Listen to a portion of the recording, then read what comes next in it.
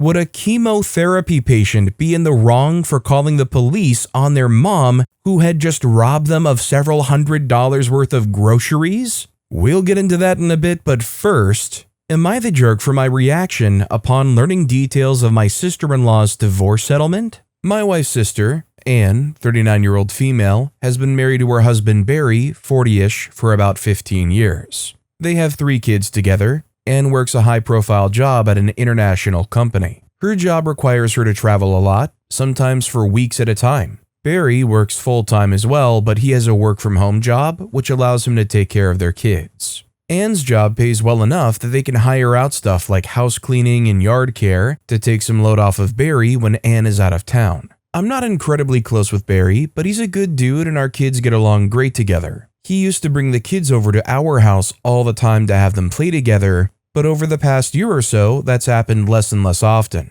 About 4 months ago, I found out why. My wife told me that Barry was filing for divorce from Anne. Last week, Anne came to our house to visit. My wife asked if I could take the kids out of the house so she and Anne could talk, which I agreed to. When I got home, Anne was still there and it was clear that their conversation got very emotional. I gave Anna a hug and told her I loved her before she left. My wife filled me in on the details later that night. Apparently, the divorce proceedings were pretty bitter. I won't go into the nitty-gritty, but Barry ended up getting primary custody, child support, alimony, and the house. Anne is in shock, heartbroken, angry, and doesn't understand how any of this happened. I told my wife that this is a crappy situation, and I feel bad for everyone involved, but that Anne probably shouldn't be surprised about the outcome, considering that she hasn't been a very present wife or mother due to her job keeping her away from home so often. This ticked my wife off, and she went off on me for acting like any of this is fair to her sister. I told her that it's not about fairness, just that Anne should be able to look in the mirror and admit that Barry has been more present in their kids' lives than she has.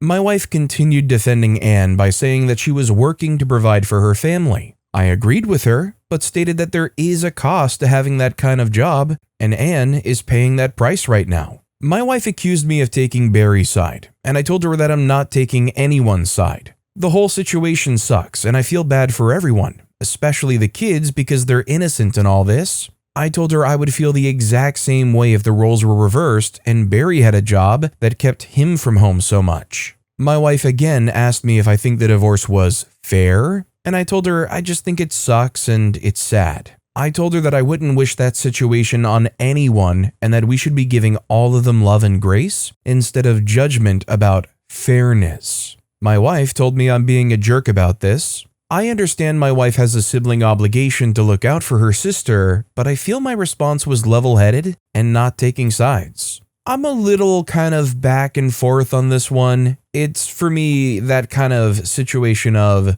did OP really need to say what they said, even if they do believe that? Like, knowing that it's their sister and it's hurting and by extension hurting their partner, I guess it's not fair to say that OP should just keep it to themselves, but it might have been a little bit better there. Also, I kind of find it interesting that OP apparently was the one that said we should be giving all of them love and grace instead of judgment about fairness. But OP was the one earlier saying that there's a cost to having that kind of job and Anne's paying the price right now. Was that not kind of talking about whether or not it was fair what happened? Tanuki07 commented, "Not the jerk. You're not a jerk, but how did you not see this coming? Your wife just had a long emotional convo with her sister and then vented to you about it. She wasn't looking for a rational response or analysis of the situation. She was looking to vent. You're not wrong, but you weren't smart about it either. Also, hi, I'm Steven, and if you guys enjoy getting to decide whether or not all of these people are jerks, why not hit those like and subscribe buttons down below?"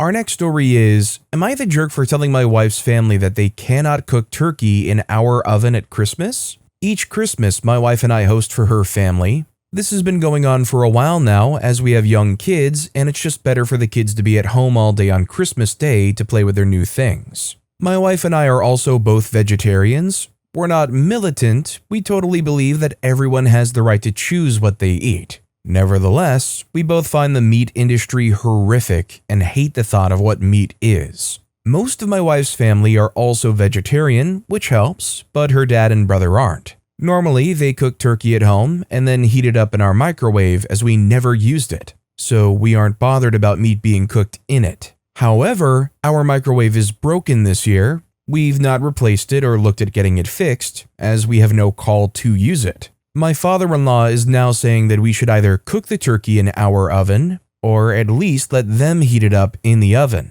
I've said no, as we really don't want our oven smelling of meat, same for the air fryer. We said they're welcome to bring their own air fryer and use that, but he's being a bit difficult and saying we're putting our silly beliefs ahead of the Christmas spirit. I've tried pointing out that neither of us object to them eating meat in our house. That's their choice. We just don't want it being cooked in our oven. It's gotten to the point now where I'm seriously thinking of just buying a new microwave tomorrow just to put an end to this. So, am I the jerk for not wanting the meat to be cooked in our oven? Update microwave and travel. I've seen a few comments asking about the microwave and people traveling to us, so here goes. It broke last Christmas Day, unfortunately. Mother-in-law was warming up some cake in there and it fizzed and stopped working. It's an integrated one, so replacing it isn't as simple as just buying a brand new one. We would need it to be fitted into the correct space, and there's not really enough room to have a standalone one on one of the kitchen surfaces.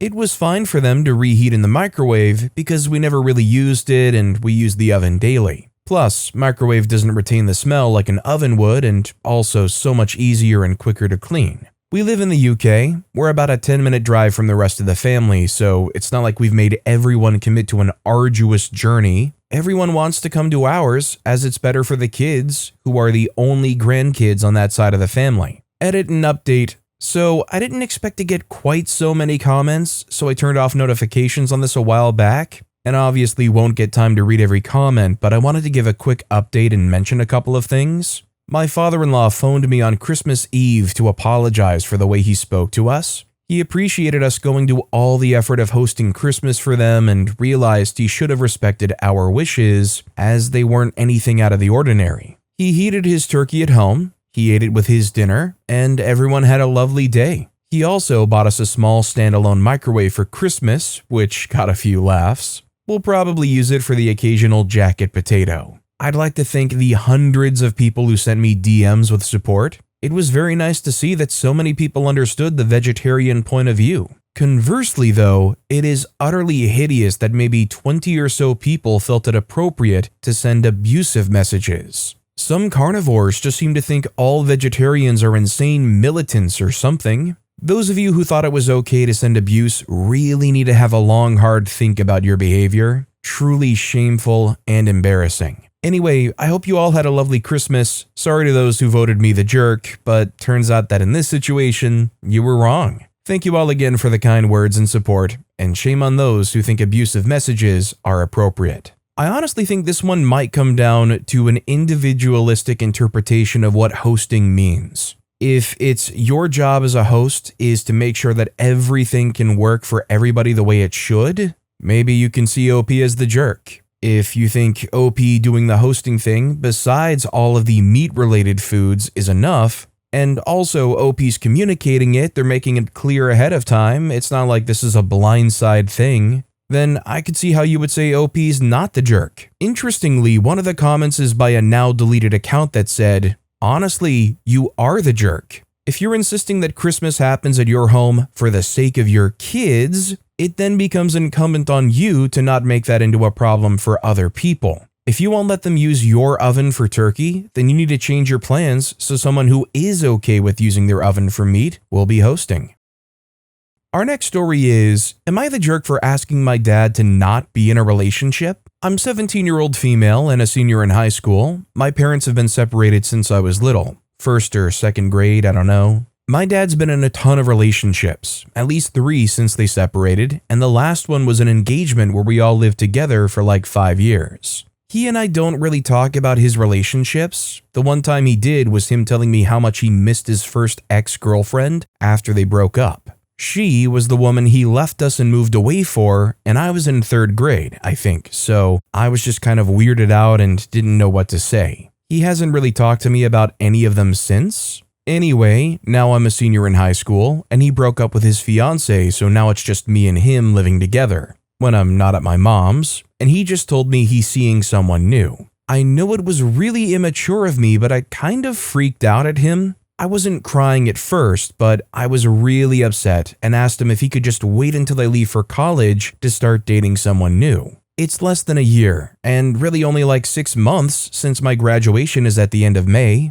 I kept asking if we could just have some time with just us instead of someone else, but he got really mad at me, saying it wasn't fair of me to ask him that. Don't I want him to be happy? It's not all about me, stuff like that. I didn't say this to him, but really, in my head, I was thinking that I don't care about him being happy right now, because it feels like it's always about him and his happiness. Which I know is a really unkind thing to think, but if I'm being honest, it's how I feel. But I didn't say it to him, I just kept asking for these last 6 months to just be us. Eventually, he just stopped answering me and went to bed, so I did too, and he didn't really talk to me this weekend. It happened on Thursday night. I know I'm being selfish because I am asking him to make it about me and not be happy with this new woman, I don't know her name, but I'm only going to be here for 6 more months and then I'm leaving for college. I don't know where I'm going yet, but I haven't applied to any schools in our city, so I'm definitely going to be living wherever I go. I'll come home for holidays and stuff, but I'll still be splitting that time up with my mom and dad, so it feels like these next 6 months are kind of it. I know I'm almost 18 and should be more mature, but when he told me, I just suddenly felt like a little kid again, which is probably why I started crying at the end, which was really embarrassing. I don't know how to explain it. I can't really talk to my friends about it, and it feels embarrassing, and whenever I talk to my mom about things like this, I feel bad because she never wants to say anything bad about him to me, even though I know she really doesn't like him, but she's amazing at putting on a polite face. So I'm asking strangers, am I the jerk here? While personally I do think OP's feelings are valid, there is a little bit of seeking some level of control that they kind of have to understand they just don't have the power to hold. And in another direction, frankly, I think if OP's dad getting with this woman is going to lead to some major issues or heartbreak or a lack of attention, then as much as it hurts, maybe OP needs to understand that their dad is just never going to be the person they're hoping them to be.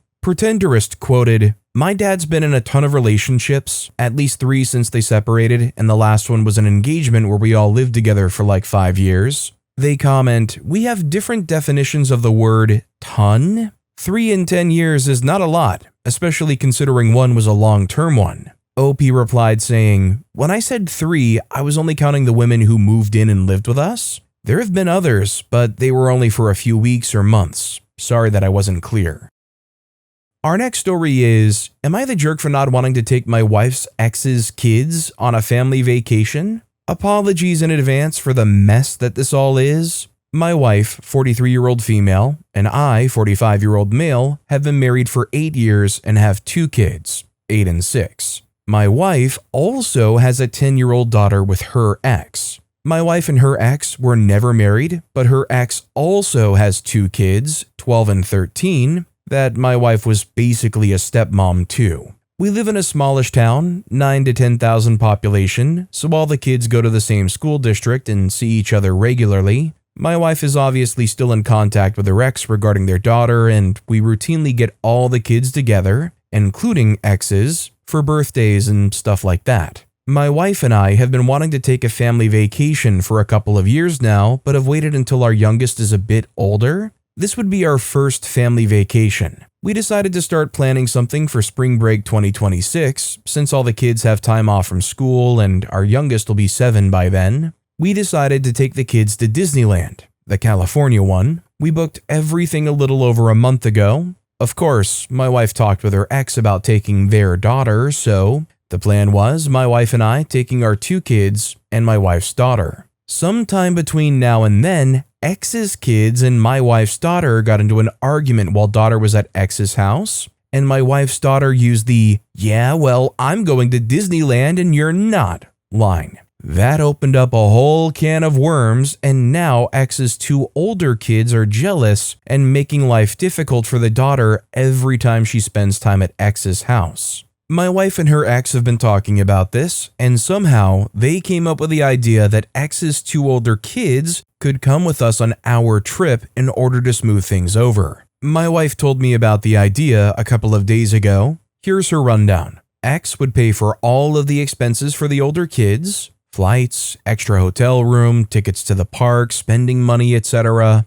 but he wouldn't be coming with. So, instead of our first family vacation, we are supposed to bring two additional kids that neither of us are biologically related to. I immediately shot that idea down. It's not that I have anything against ex's kids, they're fine. But this idea changes the trip completely and, for me at least, turns it from a family vacation to a borderline nightmare I want nothing to do with. My wife got upset with me because I didn't hear her out, but to me, there's no amount of planning or attention to details that's going to make adding two additional kids to this trip worth it. I know my wife is still close to ex's kids. She basically raised them while they were together. Wife and ex haven't told the older kids about the idea yet, thank God, but she's still trying to convince me that this is a good idea and everything will work out. I don't want to, but I'm thinking of just canceling the whole thing unless she agrees to keep our original family plan. But I know if I do that, then I'll be the bad guy to everyone involved. I myself can't fault OP. I mean, especially from OP's position. You're not related to these kids. You're cordial with them, you see them sometimes, but you don't want to be responsible for them on what was supposed to be your first family vacation. It's just not right and it's not the same. Exotic Rooster 4427 commented, "Personally, I would be telling the daughter if she rubs her good fortune into other people's faces and then gets upset that they're mean to her, that the consequences of her actions is what she's experiencing. In addition, if she's going to be a mean child, she'll lose the right to go on the holiday and will stay with her dad." Our next story is, am I the jerk for sleeping naked in my own room? Throwaway account because I don't want my roommate to see this. Since I was a teenager, I've always slept naked. I always get too hot at night, and it's just generally way more comfortable for me to sleep that way.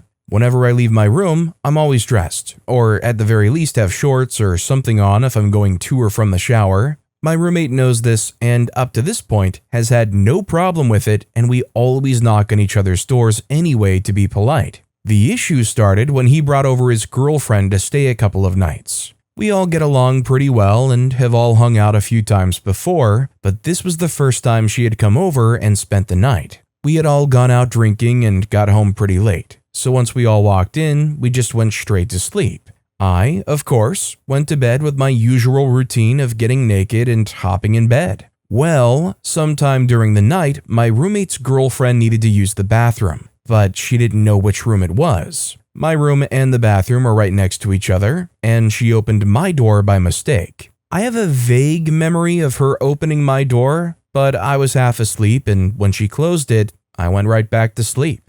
The next morning, I woke up and my roommate and his girlfriend were upset with me because when she walked in, she saw everything and she was mad I would sleep naked when a guest was over in the first place. They both said that I need to start wearing clothes to sleep since my roommate's girlfriend is probably going to be sleeping over more often and it makes her uncomfortable. My argument is that I'm in my own private space away from them and that while I understand it was a mistake, it's still her fault that she walked in on me sleeping. It's been a few days and my roommate still won't let it go. I still sleep naked and now once on purpose he's walked in on me sleeping just to see if I was or not. I don't really care about him seeing me in that way because we've seen each other naked before, but this is really getting out of hand. I don't think I should have to wear clothes to sleep just because it makes his girlfriend uncomfortable, even though I'm in my own private room. Edit, to everyone saying I should lock my door or add a lock, I would really like to. Unfortunately, the place we're staying at doesn't want us to change the door handles or anything, so I can't do that.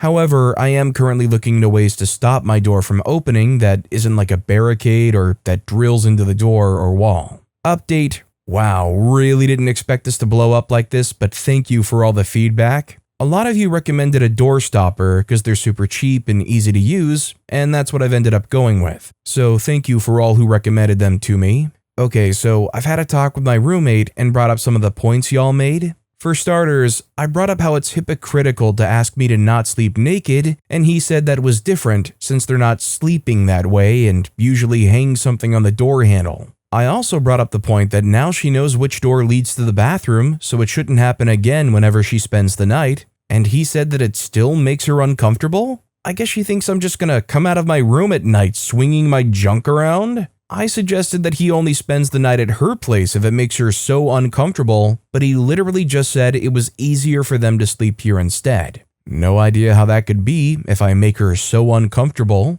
So in the end, I basically said I'm still gonna sleep naked. I'm putting a doorstop in my room to make sure it doesn't happen again, and if they're still not satisfied, then they're just gonna have to deal with it. I think he's gonna give up on it, talk to his girlfriend, and we're gonna go back to normal. I didn't really talk about him walking in because, again, I don't really care if I'm seen naked. I know that's kind of rare, but I'm super comfortable in my own skin, and it's really his fault if he doesn't want to see me naked and walks in on me sleeping. I'll continue to update as this goes on. Yeah, I definitely think this is a bit of a ludicrous one. Just don't walk into OP's room. I kind of get the sense that there's some irrational fear of like something that OP mentioned. That for whatever reason, now that there's a female in the house, OP's going to start walking around in the middle of the night, totally in the buff or something. Historical Heron 4801 commented, "No nudity in your room. Got it. So they're not hooking up when she comes over, right?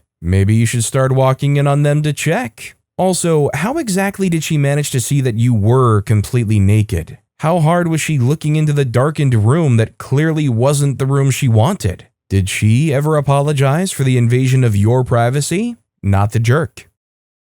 Our next story is, am I the jerk for refusing to attend Christmas with my parent after she mismanaged $30,000 that was legally mine by 18 down to $534? I'll give some context. I, 18-year-old female, live in Alaska. Up here, we have yearly payouts that are called PFDs. These are just some of the profits from the oil companies giving money back to the residents, essentially. After turning 18, I wondered whatever happened to my PFD money and started asking questions. Questions I asked, knowing it would be, without increases from investments, about $30,000 by itself from age 1 to now. I had asked my parent about this situation and asked what my money had been used for. She stated it was used for medical bills and stuff, but here's the thing. I was double covered insurance-wise and basically never had any leftover bills, which has been stated by her. She then said that indeed, the bills she mentioned were bills that weren't mine, but she would never use the money on stuff that didn't involve me.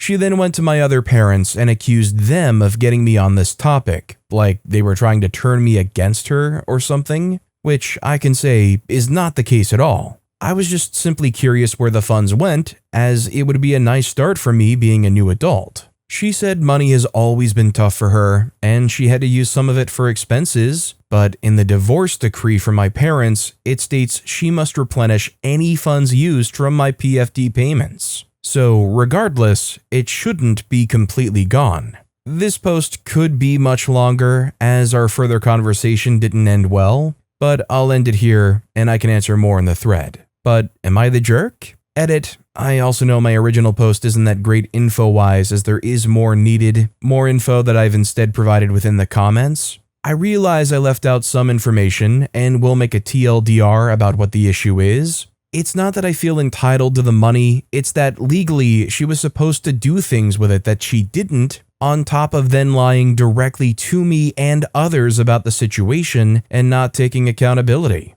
She states it was used towards me specifically, but this comes from a person with a wide history of impulse spending and a $20,000 collection of Funko Pops. So with that, it's harder to believe and just feels as though I'm being directly lied to. Edit, this blew up more than I was expecting, and I've been overwhelmed with how many responses there are, and therefore have not gotten to all of them, not even close. For all those calling me the jerk here, I will admit I didn't write my post too well and I was tired and didn't double check it. I will reiterate it again. The issue is not about me wanting the money, It's that I called her out knowing almost for sure that she didn't use the money only for needed things, and she denied it outright. But when doing the math based on what she said, it doesn't make sense. That also being said, there's also the court order that she didn't follow, but that's an extra issue. If I wanted to give y'all enough info to make it clear to you all, this post would be 15 plus pages.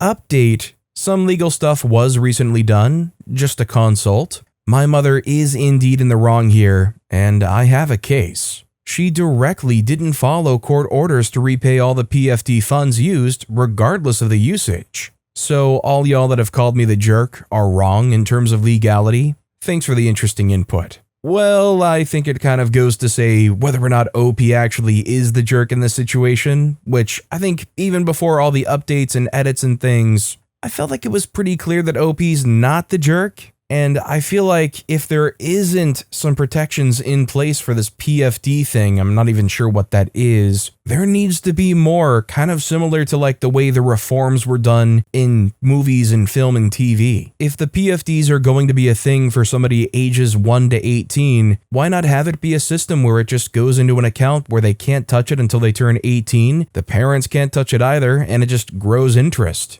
Squirrel179 commented, PFD funds, like child support payments, are given to the parents to use at their discretion for the benefit of the child. Did you live with your parent? Did they pay the bills so that you had the things you needed? Were they off taking lavish vacations while leaving you home? Did they buy themselves designer clothing while you never had weather-appropriate clothes? As long as your parent was spending their money in a reasonable way to keep you safe and healthy, and gave you decent childhood opportunities, I don't know what you're mad about. PFD funds aren't meant to be collected and dispensed to a kid on their 18th birthday. A parent might choose to do that, but it shouldn't be anyone's expectation. Using extra money to improve your lifestyle while growing up is a totally reasonable use of the funds.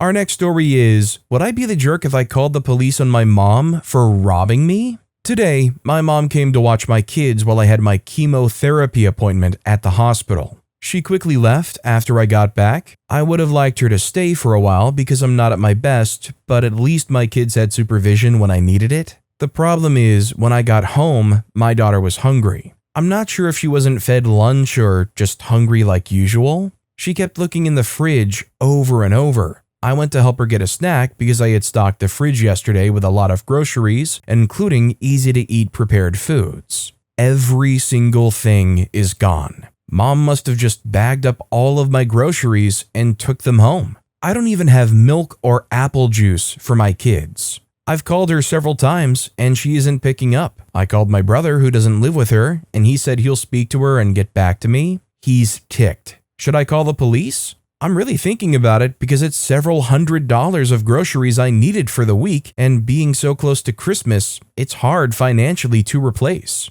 You know, in a situation like this, when you're a chemotherapy patient, I don't care who that person is, it could be your mom, your dad, your brother, your sister, or the Pope, I'm calling the police in that situation. OP absolutely should call the police. I mean, what rationale could this mom possibly come up for? There's a reason they're not picking up their phone, because they're so blatantly in the wrong here. I mean, it's disgustingly wrong. Casual Lore commented, she stole your food while you were at chemotherapy? Food you'll have a hard time replacing? No, you would not be the jerk, but your mother sure is one. She literally took the food out of her grandchildren's mouths. Flying Man Mothman commented, OP, respectfully, what the actual freak is wrong with your mom? But with that being said, that's all the time we have for today. Now, if you want to hear another absolutely crazy Am I the Jerk Here story, check out that video on the left. Or if you missed my latest video, check out that video on the right. That said, I'll see you all next time with some more stories.